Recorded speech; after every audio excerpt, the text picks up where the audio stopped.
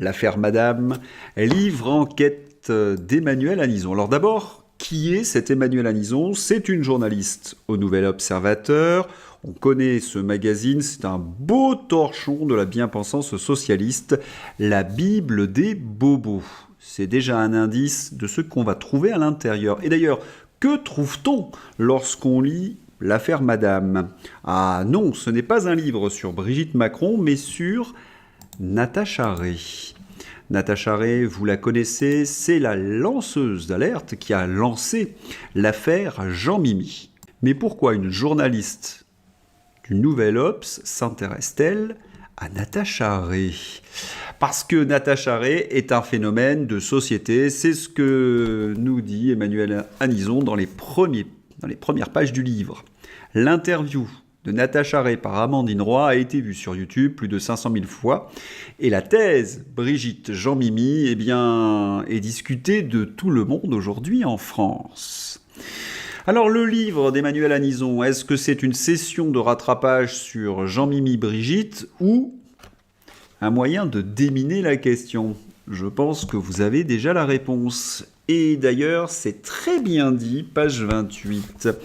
Je vais donc lire un extrait de l'affaire Madame. Pour les défiants, les médias d'information générale mentent et trahissent les intérêts du peuple afin de servir ceux du pouvoir.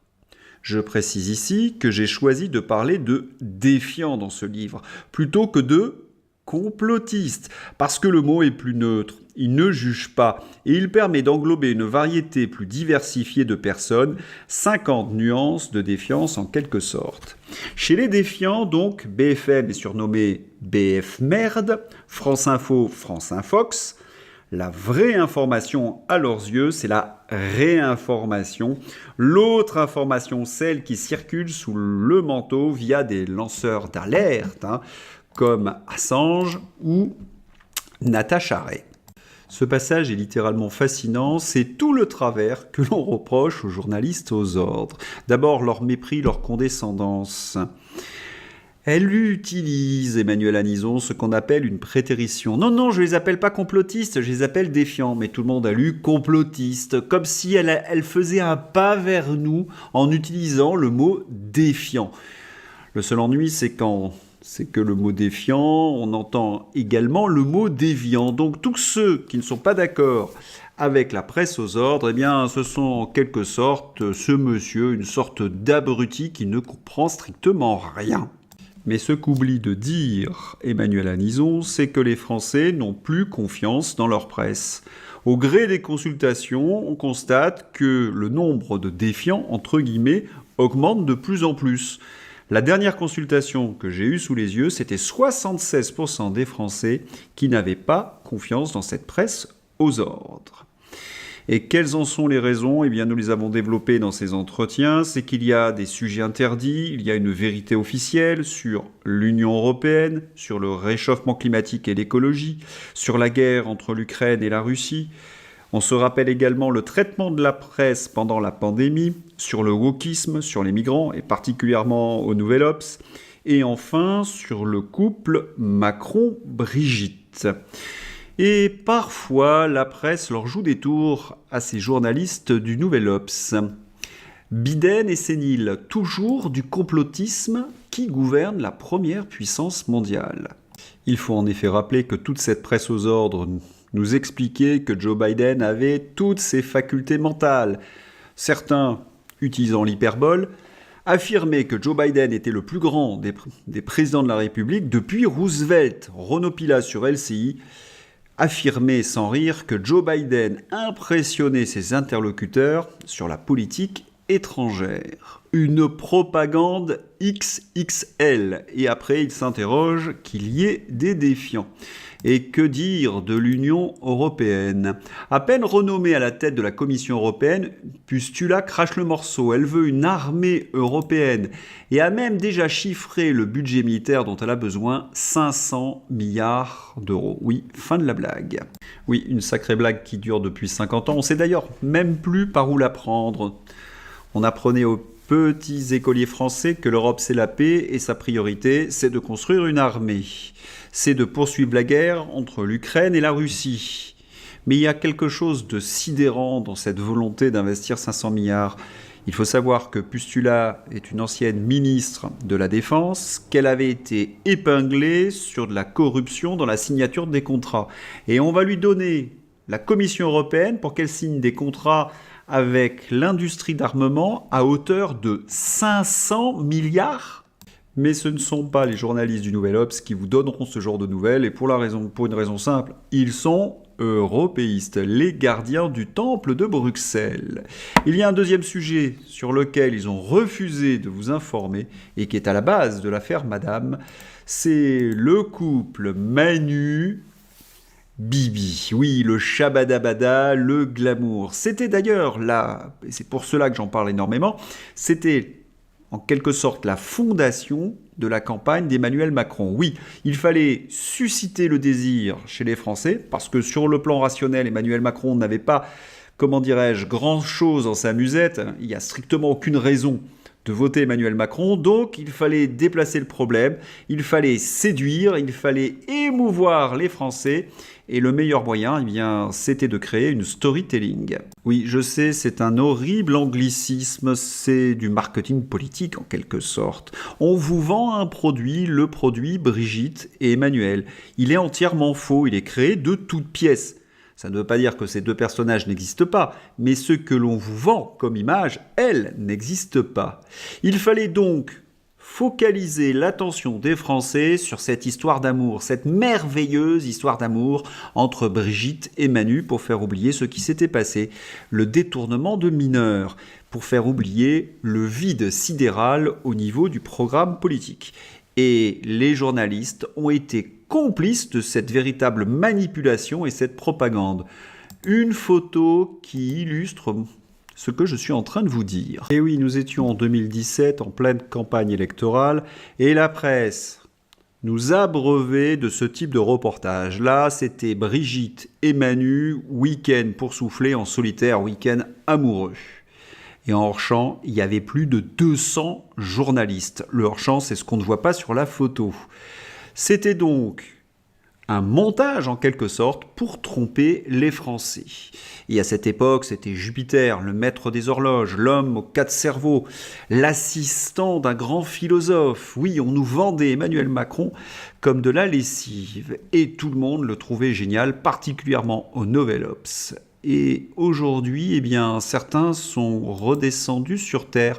Et notamment Quotidien, oui, Quotidien, qui est l'endroit où on a vendu Emmanuel Macron pendant des années, eh bien, désormais, on se moque de lui. Je vous mets l'extrait dans ma description. Voilà ce que c'est que le président de la France. Il a l'air complètement illuminé dans cette interview réalisée avec un influenceur sous le charme et tout autant perdu dans ses vapeurs. Macron semble sous l'effet de stupéfiants tellement il est étrange. Oui, c'est la gênance. Oui, c'est une séquence absolument hallucinante. Ce type est complètement allumé, mais en plus et surtout il ne se rend pas compte de son ridicule. C'est une nullité politique doublée d'un psychopathe triplé d'un fanatique du capital. Mais enfin, ça, on le savait depuis le premier jour. Dans la presse de réinformation, on avait averti, il n'y avait rien de positif dans Emmanuel Macron. Mais comme je viens de vous le dire, la presse nous a vendu Emmanuel Macron comme un paquet de lessive. Alors, on va revenir sur notre sujet, et notamment Emmanuel Anison, et sur l'affaire Madame. Et j'ai presque envie de dire que son enquête est un modèle. Oui, un modèle de bidonnage. Elle vous donne toutes les clés pour bidonner un article dans la presse aux ordres. Premier critère pour bidonner un article, l'argument d'autorité. Elle traite de la petite enfance, parce que Natacha Ray s'intéresse à ce que je nomme la petite enfance. Vous connaissez la référence, c'est pour éviter la censure. Elle fait donc appel à une figure d'autorité, selon elle. Et qui choisit-elle? Vous êtes bien assis? Tristan Mendès France, qu'elle présente comme maître de conférence à Paris-Cité, membre de l'Observatoire du conspirationnisme et figure haïe des défiants contre lesquels il ferraille fougueusement sur X. Il m'a répondu ceci quand je lui ai posé la question. La petite enfance étant un des pires crimes, il suscite un sentiment d'urgence, d'indignation, une nécessité de relayer l'information, une virulence toxique, inquisitoriale, qui transforme les porteurs de croyances en croisés exaltés. Eh bien, le voilà, Tristan Mendès France à gauche, en compagnie de son complice Rudi Reichstadt. Emmanuelle Anison ne consulte pas une vraie autorité sur la petite enfance, non. Elle va demander l'avis d'un gardien de la vérité officielle, qui a été attrapé avec Rushdie, recevant de l'argent public pour défendre les narratifs d'Emmanuel Macron. C'est QFD.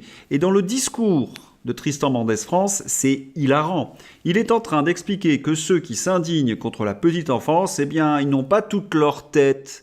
L'inversion accusatoire avec une culpabilisation, c'est le propre évidemment de toute forme de propagande. Et on a bien compris quel était l'objectif, la plaidoirie d'Emmanuelle Anison, c'est de dissocier les affaires de la petite enfance et le couple Manu-Brigitte. Natacha Ray essaie d'expliquer à Emmanuel que nous sommes au cœur des choses en citant Olivier Duhamel, Geoffrey Machin. Mais pour la journaliste du Nouvel Obs, ce sont des faits divers. Circuler, il n'y a rien à voir. Je rappelle qu'Olivier Duhamel a été un des piliers de la campagne électorale d'Emmanuel Macron. Et lorsque Natacha Ray essaie de lui expliquer qu'il y a un problème de la petite enfance entre Brigitte et Manu, Emmanuelle Anison n'hésite pas à écrire « ça dérape ». Et là, nous avons une technique qui s'ajoute à la diversion, il y a minimiser les faits. Un exemple, page 48, sur Mimi Marchand. En 2017, le soir de l'élection, on voit Mimi Marchand partout, dans le petit cercle de fidèles réunis autour du désormais président de la République, lever les bras au moment de la victoire, au début du mandat, comme l'ont écrit mes confrères de l'Obs. Elle était là tous les jeudis à la réunion élyséenne sur la communication de la première dame dont elle serait devenue la confidente. L'Élysée aurait ensuite pris ses distances après la parution d'un livre sur elle. Cette drôle de femme aux méthodes controversées, ex-tenancière de boîte de nuit, ex-compagne de malfrats, a même fait quelques jours de prison. Pour Natacha, pas de doute, ils font appel à elle parce qu'ils ont des choses à cacher, sinon ils ne le feraient pas. La voilà Mimi Marchand à gauche de Brigitte Macron.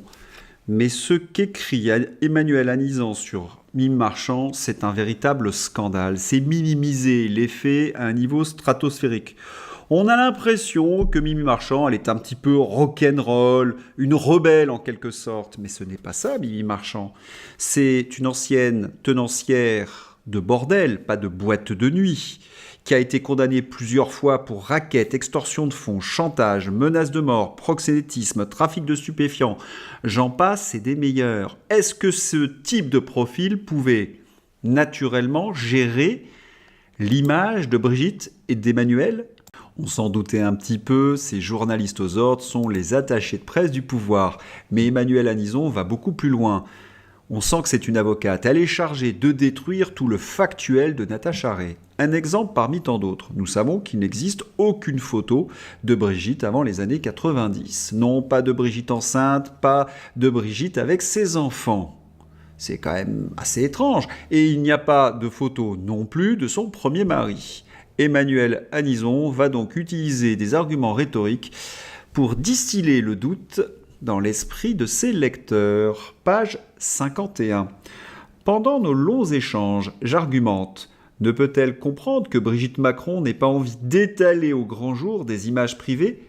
Peut-être n'aime-t-elle pas son image d'elle jeune, trop en décalage avec celle d'aujourd'hui ?